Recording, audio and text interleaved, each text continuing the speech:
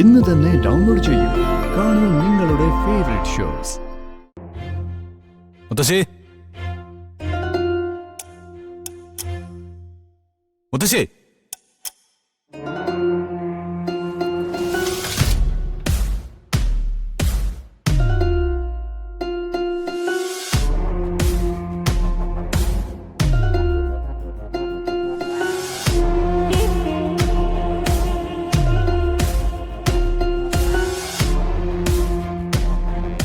എന്താ? ആചാരങ്ങളെയും അനുഷ്ഠാനങ്ങളെയും കുറിച്ച് വളരെ വ്യക്തമായിട്ട് അറിയാവുന്ന ആളുകളാ മുത്തശ്ശിയും അമ്മയും.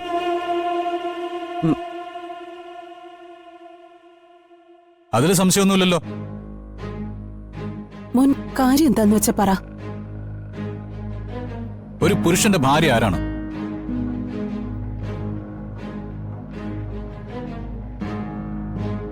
പറയും മുത്തശ്ശി. നമ്മുടെ സമൂഹത്തിൽ ഒരു സ്ത്രീ ഒരാളുടെ ഭാര്യയാവുന്ന എങ്ങനെയാ?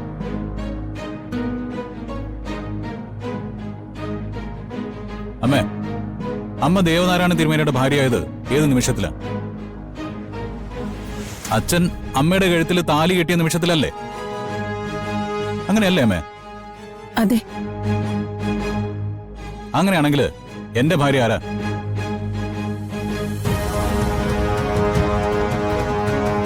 താലി കെട്ടിയവളാണ് ഭാര്യയെങ്കിൽ ഞാൻ താലി കെട്ടിയവളാവണ്ടേ എന്റെ ഭാര്യ?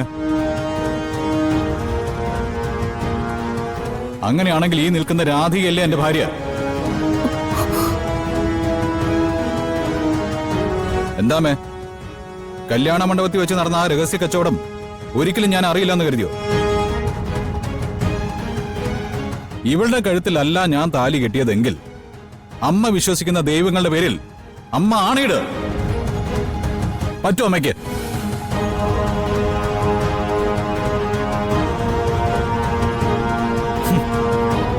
മഹാഭാരതത്തിലെ ശകുനിയെ പോലെ അന്നത്തെ എല്ലാ ആസൂത്രണങ്ങൾക്ക് പിന്നിൽ മുത്തശ്ശിയായിരുന്നു. മുഖം മറച്ച് എന്നെ കൊണ്ട് രാധികയെ താലി കെട്ടിച്ചത് മുത്തശ്ശി. അത് കഴിഞ്ഞ് ഒന്നും അറിയാത്തവരെ പോലെ പ്രിയങ്കയെ എന്റെ കൂടെ കണിമംഗലത്തേക്ക് അയച്ചതും മുത്തശ്ശി. ശരിയല്ലേ? ശരിയാ. ഇത്രയൊക്കെ അറിഞ്ഞ സ്ഥിതിക്ക് അത് എതിർത്തിട്ട് കാര്യമില്ലല്ലോ. വിവാഹ മണ്ഡപത്തിൽ പ്രിയങ്ക ഇല്ലാതെ പോയത് ഞങ്ങളുടെ ഗതികേട്. അപ്പോഴത്തെ സാഹചര്യത്തിൽ വിവാഹം നടത്താൻ വേണ്ടി ഇവളെ കല്യാണ മണ്ഡപത്തിൽ ഇരുത്തിപ്പോയി ഞങ്ങള്. അതിന്റെ പേരിൽ നിന്റെ ഭാര്യയായിരിക്കാൻ ഇവൾക്ക് എന്താ അവകാശം? ഇത്രയും കാലം നിന്നോടൊപ്പം ജീവിച്ചത് പ്രിയങ്കയല്ലേ? നീ അവളെ എങ്ങനെ ഉപേക്ഷിക്കുമെന്നാ? വീട്ടുകാരുടെയും നാട്ടുകാരുടെയും മുന്നില് പ്രിയങ്കയാണ് നിന്റെ ഭാര്യ. മോനെ, സംഭവിച്ചതിനൊക്കെ ഞങ്ങൾ മാപ്പ് ചോദിക്കുന്നു.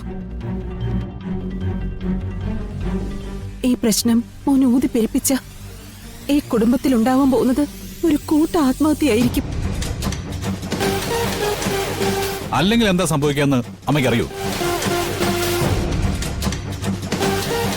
അതേ സ്ഥാനത്ത് ഞാൻ താലി കെട്ടിയ രാധികയായിരിക്കും. അതാണോ അമ്മയ്ക്ക് കാണേണ്ടത്?